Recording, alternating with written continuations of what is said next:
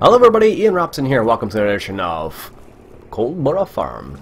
Alright, we got what's going on today. If you recall from the previous episode, we were mucking out the barn over here for the cows, and they are good to go now. We still need to get some TMR from them, but we'll work on that soon enough. So, this guy is, I don't know what he's doing. I think I just set him up wrong. So he's currently doing what he's doing. And if I go to the stire, this guy's just chilling out here. So let's go ahead and fire this guy up here. Get inside. It's funny. I picked up a couple new pieces for my setup at home here. And this is the first time I'm trying to use it. And it's kind of a strange scenario because my microphone is in a much different place than it normally is, so my voice may sound a little bit different, better or worse, who knows, depends whether you like the whether you like it or not. Anyways, so it is going to sound probably a bit different, so let me know how it sounds for you guys. I'd be curious to see how that's actually going to sound, so let me know. Yeah, so I actually bought a new microphone not too long ago, and I'm just waiting for it to be mailed at the moment. So I bought an AT 2020 Technica, which is a, where the heck am I supposed to be? Oh, in that field over there. AT 2020 Audio Technica, a fairly nice microphone, nothing too crazy. It's probably a little bit too much for some people, and probably not enough for others. There's always going to be that situation, so. It should be interesting to see how it works out. Actually, I'm pretty interested to see what's going to be the result, if I'm honest, because I've never used a fancy microphone. I've always used USB-based microphones, and this one's not a USB; it's an XLR-based. So it should be pretty cool to see how it works. I'm pretty excited to try it out. So right now I'm using, I don't have the microphone yet, but I have other parts of it. So what I have right now is I have a microphone stand, and I'm not sure if I'm really sold on this, to be honest with you. And that's primarily because I'm just going to take over this guy. He's not doing what I want him to do. Let's get inside. I don't know why they do that. I'm not 100% sold on the stand, just because of the way my office is set up. So for me, it may not be, let's close this. Let's hide the HUD for now. And we'll hide that. Yeah, so for me, it's not necessarily the best option yet with this particular microphone stand, but we're going to try and give it a go and see how it works. It's going to take a little bit of time to get used to because I'm not used to this setup at all. I'm so used to having the microphone just right in front of me instead of off to the side. So we'll see how it works out. It was a fairly cheap stand, in relative terms. It's not cheaply made, but in comparison to what I was looking at, it's cheaper. Let's say that.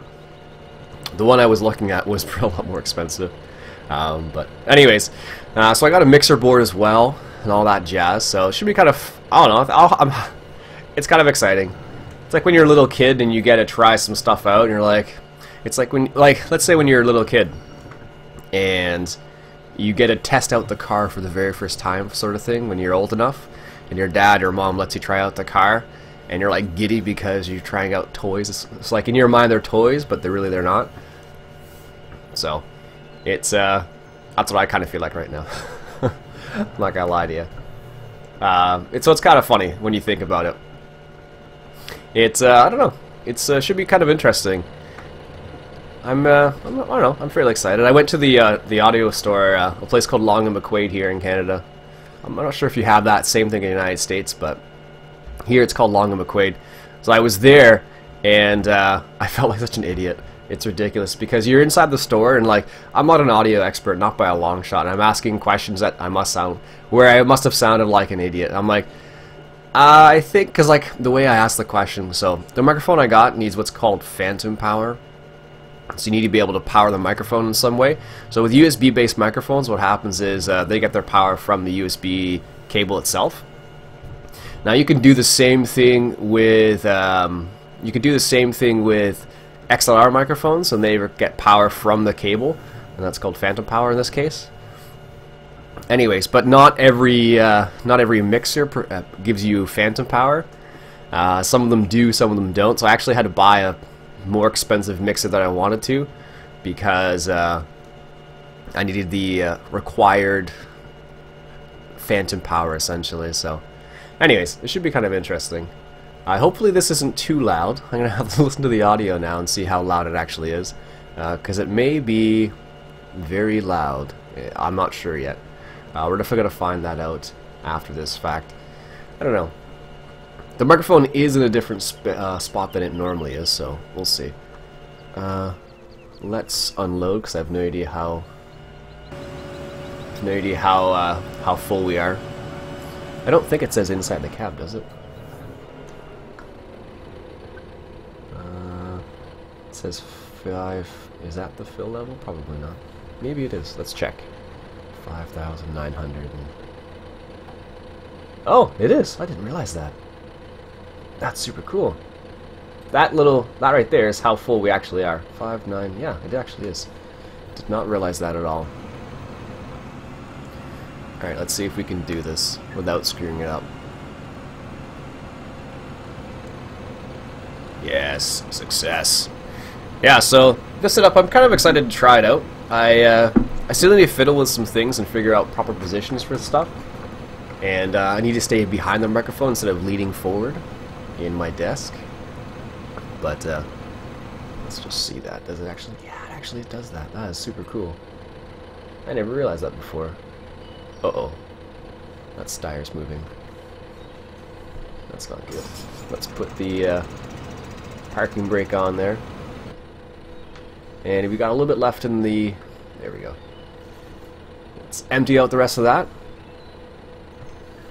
Excellent. Yeah, so it's just, I don't know, it's going to be interesting to try out. And I'm gonna need to position certain things, and once everything's set up, I'll do some people have asked for an office setup video. No problems. I don't have any problems doing that, but I was kind of waiting to get the microphone and things set up before doing the setup video. Otherwise, it would have been like 2 monitors, a steering wheel, and that would have been it, sort of thing. So, in my office. So I think I'll probably do once everything gets set up and it's the way I want it to be. I'll probably do a setup video of some way, shape, or form. So we'll see how that turns out. It should be kind of interesting, actually. I've never done one before, so it should be kind of funny. Actually, something else that was interesting. Who was it? Jonathan French, or John9660 on YouTube. I asked for suggestions not too long ago on YouTube about what would be something you'd like to see, something else you'd like to see on the channel. One thing he mentioned was he'd like to see, where he just gave a suggestion of doing vlogs of some sort. I don't mind doing them, but I just don't know what I would talk about. I've vlogged before, but I don't normally do it. So if that's something you would like to see, let me know. I might do a few vlogs every now and then. It won't be like an everyday thing, that's for sure. I don't know if I have that much to say. It'd probably be videos like, so today I taught a class, and no. We'll see. So yeah, let me know if that's something you'd like to see on the channel or not like to see on the channel, or if it's something that interests you but you're not sure what they would be about. Yeah, ask questions in the comments. Leave me a comment below whether that's something you would like to see or not. I'm not against doing them. I just can't say I've done many of them, so should be interesting in one way or another, basically. What if I can get away with hiring a worker now? Probably not. Yeah, so let me know. I'd be curious. I know some people have asked me to do, what's it called? Some people have asked me to do mod spotlights, and I did my first mod spotlight second mod spotlight, or mod mashup I call them, in 2015. I did the Kurovitz K700A, which is one of my, I don't know why, but I really liked that tractor in 2013, just because it was such a robust tractor. It was crazy. It was one of those, I don't know, it's a mighty tractor. I think it's one of the cool, it's kind of got some cool history behind it too, and that's why one of the reasons why I like it, I think. Because it was one of the tractors they used to use back in the day in Russia to move rockets, I believe, which is kind of cool. Not for their intended purposes, maybe, but I like the idea of having some history behind tractors. Like, you know, if you look back in the history of John Deere or Kloss, I think would be the other one. There's only a few companies that have never like been merged with other companies. I think New Holland Case started as like they kind of merged together at one point, but John Deere has always been John Deere, I think, and Kloss has always been Kloss. And there's only like one or two other companies that come to the top of my mind, or come to the top, like off the top of my head, that I know of, that have never been bought or sold, sort of thing, or merged, I should say. Because what might have happened, that was pretty bad. What might have happened at one point is, I don't know why, this one always goes to that silly backup camera, like that, even though I'm looking into the grain tank. I don't know why they do that, but oh well. But, yeah, as far as I know, John Deere has always been John Deere. It's never been anything else, or it may have brought other companies into it, and then they've taken over those companies, perhaps, but as far as I know, it's John Deere's been John Deere, and Kloss has been Kloss, which is kind of interesting, actually. Hopefully you can't hear me drinking coffee better now. Probably can now. Oh well. Alright, we're at 5,000, so let's go ahead and put that pipe out. Let's see if I can actually line this up this time. So there's the pipe out. You can actually see it in the mirror there a little bit, which is kind of funny. It's strange. The other day I was playing on, what map was that?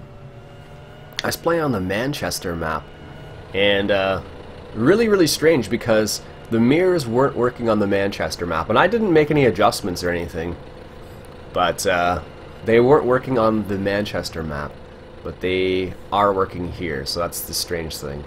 Oh yeah, did that from in-cab. I know that's not that exciting, but I thought it was kind of cool. So yeah, that's it was really strange. I don't know why it didn't work, but in this map it seems to be fine. So I think it's something to do with the graphic intensity of the other map, I think. That's my guess, at least. That's my guess. Let's see. Nice. That's super cool. It's funny. I remember... Is that done? Oh, it is done. Sweet. I remember getting in, not trouble, but when I first got the steering wheel, one of the... I really played a lot in cab. Like, a lot. And I still do a lot, but I have to try and manage that. And, speaking of staying in cab too long, so I need to manage the staying in cab sort of aspect of it, because some people like seeing in cab and some people don't. So the problem with staying out of cab, it's like at least I end up looking around all over the place rather than actually doing what I'm supposed to do, kind of thing. So it makes me kind of laugh because I end up looking around and I'm like, ooh, what's that? What's that? Rather than continuing playing on the map or continuing doing what I'm supposed to be doing. So that's what I find, at least. Let's just hire a worker here so we can deal with that case. It's going off really slow there. Alright, so you are done, apparently. Okie doke. Don't know what he was doing there, but apparently he's done. Excellent. Someone was saying this tractor is not powerful enough for this, not powerful enough for, oops. How on earth did that happen? What the heck? Why are you unfolding? Oh, that's why. Apparently I hired a worker there. Alt-H. Anyhow, someone was saying this tractor's not powerful enough for this particular cultivator, which is, it's possible. I think this cultivator needs like 180 and the tractor's got 200 and something horsepower. So I wouldn't be that surprised, to be honest with you, if that were the case. So, I don't know, but apparently, based on numbers only, it would work, but in real life, that might not be the case, so. Get it? Might not be the case, but this is where I need the Farmer Beavis speech bubble. That was a terrible joke, Ian. Come up. Alright, let's go ahead and get this guy. This is 7. Some people saying to me that I should use let's do northwest heading south. Let's do 6 headlands, sure. Some people were saying that I should use not auto tractor but auto combine on this map instead of using courseplay, and they're probably right. I don't know. One of the reasons why I just never got into using auto combine for whatever reason. Like, every time I wanted to use it, I always run into problems in some way, shape, or form for whatever reason. Oops, take the braking brake off here. Yeah, for whatever reasons, I always ran into problems. So, why are you missing that huge chunk? Come on. And why are you moving so slow? If I had my webcam on, you would see me like tilting my head going, what's going on here? Can't trust anybody apparently. Why are you going so slow?